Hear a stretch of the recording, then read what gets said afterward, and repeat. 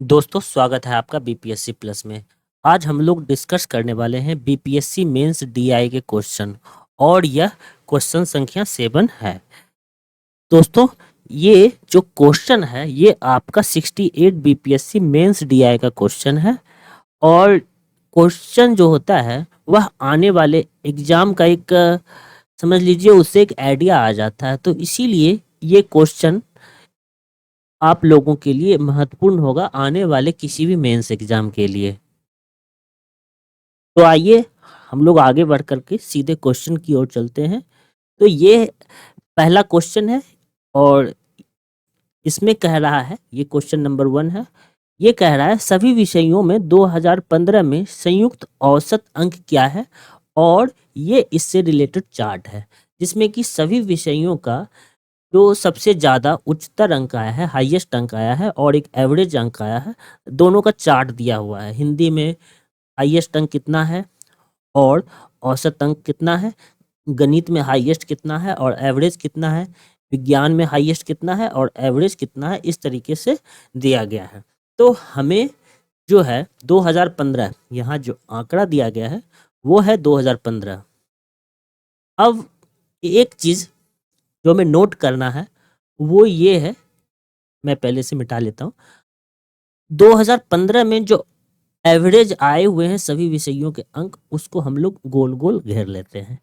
ठीक है, तो ये वाला कॉलम जो है, सॉरी, ये कॉलम जो है 2015 का है।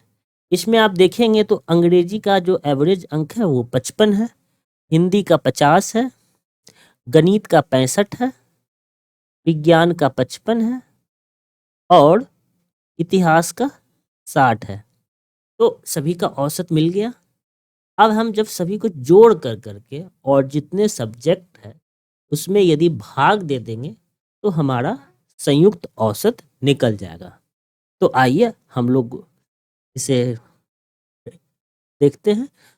तो पहले तो हम लोगों को एग्जाम में लिख लेना होता है कि आपका इंग्लिश में कितना है। जैसे अभी मैं काफ़ी शॉर्ट में लिख रहा हूँ। इंग्लिश में 55 है, हिंदी में 50 है, मैथ में 65 है, साइंस में 55 है और इतिहास में आपका 60 है। और आप जब एग्जाम में होंगे, एग्जामिनेशन हॉल का क्वेश्चन सॉल्व कर रहे होंगे, तो वहाँ पर आपको ये शॉर्ट में नहीं लिखें आप लोग इसे पूरा लिखें। हिस्ट्री, HISTRY हिस्ट्री, या हिंदी में है तो इतिहास लिखें, वो ज़्यादा सही रहेगा। तो फिर अब इसका एवरेज निकाल लेते हैं। तो ये 55, 50, 65, फिर से 55, फिर से 60 और टोटल सब्जेक्ट हम लोगों के पास कितने हैं? 5 हैं। और आप लोग जब इसे जोड़ेंगे तो ये जोड़ने के बाद 285 आएगा और इसे जब 5 से हम लोग डिवाइड करेंगे तो ये आपका 57 आपका संयुक्त एवरेज आएगा, संयुक्त औसत आएगा 57। तो ये आपका पहला क्वेश्चन का आंसर हो जाएगा। अब हम लोग सेकेंड क्वेश्चन में आते हैं। सेकेंड क्वेश्चन में पूछ रहा है 2015 से 2017 में, 15 से 17 में अंग्रेजी के औसत अंकों में कितने प्रतिशत की वृद्धि हुई? तो 15 अलग है और 17 अलग है। तो अब देखते हैं, ये जो चार्ट है इसमें आपका 2015 ये है, 2017 ये है और इसमें अंग्रेजी के औसत अंकों की बात की जा रही है। तो अंग्रेजी के औसत अंकों को देखें तो 15 में 55 है और 17 में 60 है। अब कितने प्रतिशत की वृद्धि हुई है? तो हम लोग ऐसे लिखेंगे, 2015 में आपका 55 अंक प्राप्त हुआ है, इसे 55 मार्क्स ऐसे कर लीजिए, और 2017 में 60 मार्क्स प्राप्त हुआ है। अब ये पूछ रहा है कि कितने प्रतिशत की वृद्धि हुई है, तो हमें देखना होगा कि दोनों में कितने अंक का वृद्धि हुआ है। तो ये आपका 5 अंक का वृद्धि हुआ है। अब 5 अंक कितने में वृद्धि हुआ है? तो वो 55 में वृद्धि हुआ है। और जब आप 5 को 55 से भाग करके 100 से गुना करते हैं तो इसका प्रतिशत निकल जाता है। या तो एक और नियम है या फिर आप इसे ऐसे कर सकते हैं, 55 माइनस 60 भाग 55/100, ऐसे करेंगे तो ये आपका प्रतिशत निकल जाएगा। यहाँ प्रतिशत लिखेंगे, बराबर करेंगे, फिर 5/55 गुना 100, आप इसे कर देंगे 100 में 11 से डिवाइड करेंगे तो आपका 9.09% आ जाएगा। ये आंसर आ जाएगा। ओके दोस्तों, अब जो नेक्स्ट क्वेश्चन है, इसमें पूछा जा रहा है कि किस वर्ष में गणित में उच्चतर अंक एवं उच्चतर औसत अंक का अंतर सर्वाधिक रहा है। अब ये स्टार्टिंग का क्वेश्चन देखेंगे तो ये बोल रहा है किस वर्ष, यानी कि किसी को नहीं पता है कौन सा वर्ष हो सकता है। इसीलिए मैंने एक छोटा सा चार्ट बना लिया है जिससे पता चलेगा कि किस वर्ष ज़्यादा डिफरेंस है, किस वर्ष कम डिफरेंस है। तो अब हम लोग डिफरेंस को खोजेंगे। अब डिफरेंस को खोजेंगे तो ये मैथ की बात कर रहा है, तो मैथ को हम लोग दर्शाने के लिए एक सर्किल दे देंगे जिससे कि पता चल सके कि मैथ का कौन सा सेक्शन है।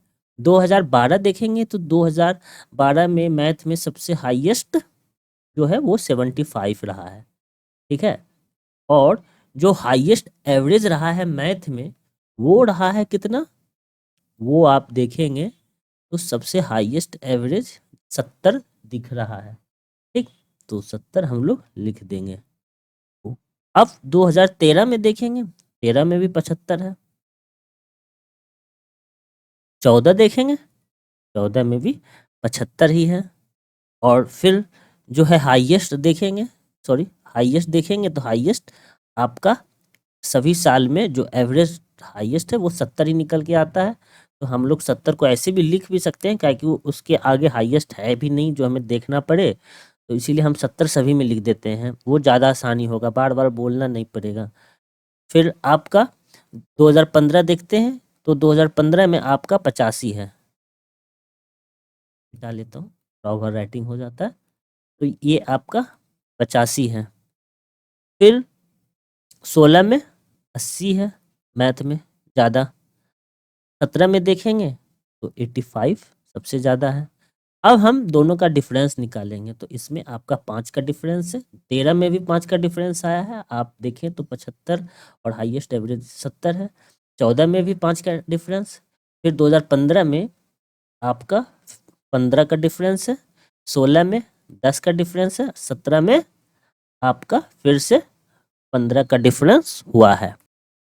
तो अब हम यह कह सकते हैं, हम यह लिखना पड़ेगा, इसीलिए अब हम यह सारणी से ऐसे लिख सकते हैं कि सारणी से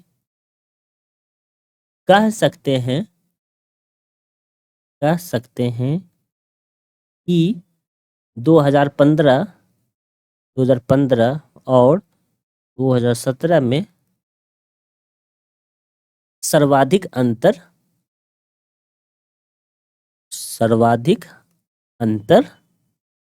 अंतर है, ऐसे करके फिर ये इसका आंसर हो जाएगा। ओके दोस्तों, नेक्स्ट क्वेश्चन को हम लोग देखते हैं।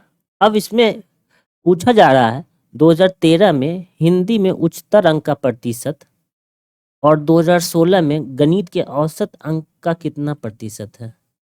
तो आपका जो सबसे ज़्यादा हाईएस्ट अंक आया है 2013 में हिंदी सब्जेक्ट में, ये रहा हिंदी और ये रहा 2013। अब इसमें देखेंगे उच्चतर अंक कितना आया है, तो ये रहा 75। तो इसे लिख देंगे 2013 में जो है हिंदी में सबसे ज़्यादा कितना आया हुआ है, 75 मार्क्स।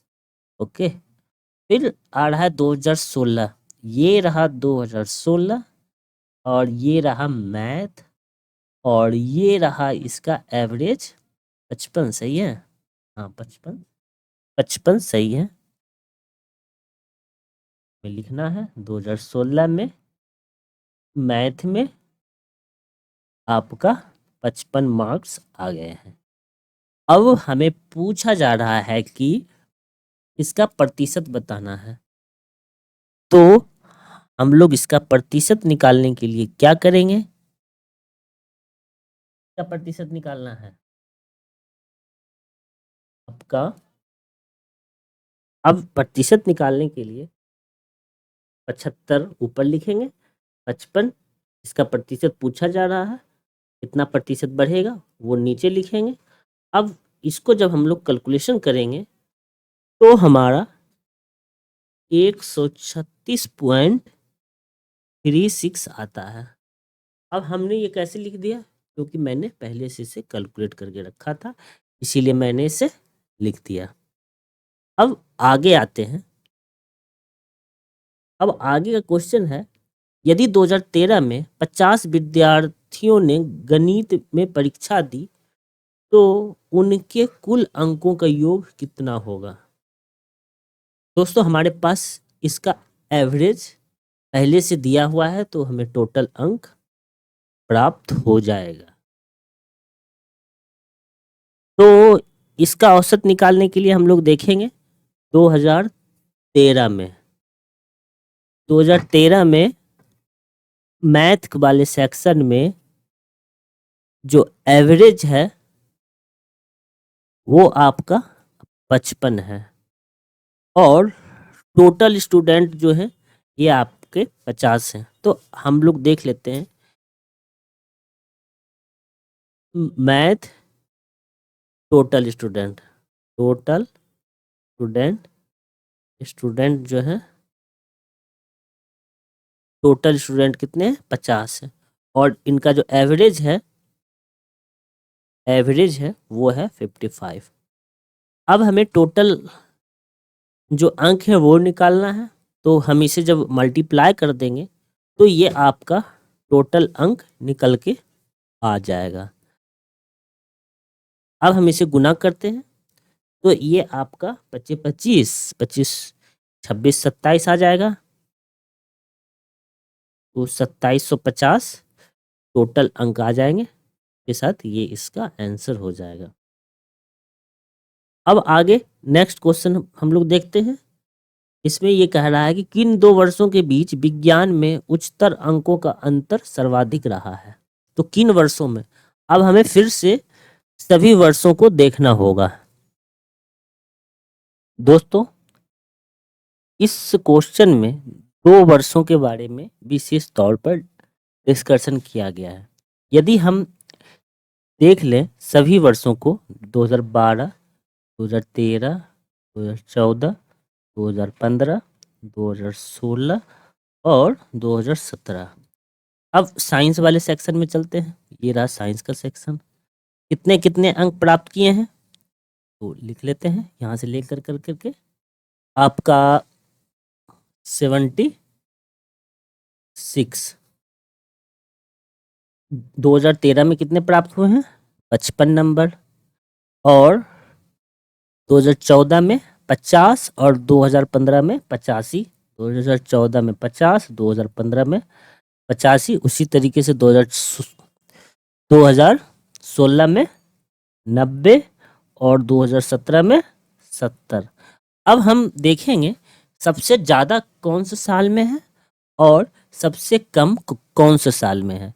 तो 2014 में हम देख रहे हैं कि 50 सबसे कम है, और 2016 में 90 सबसे ज़्यादा है।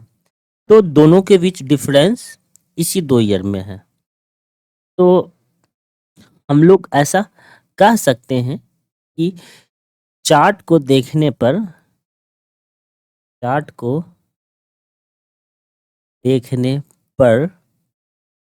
2014 और 2016 में सर्वाधिक अंतर दिख रहा है। तो इस तरीके से ये आपका आंसर हो गया। आंसर भी कर सकते हैं या फिर फुल टू डिटेल्स के साथ। दोस्तों आपको यदि ये सेशन अच्छा लगा हो तो इसे लाइक कीजिए, सब्सक्राइब कीजिए। सेशन देखने के लिए धन्यवाद।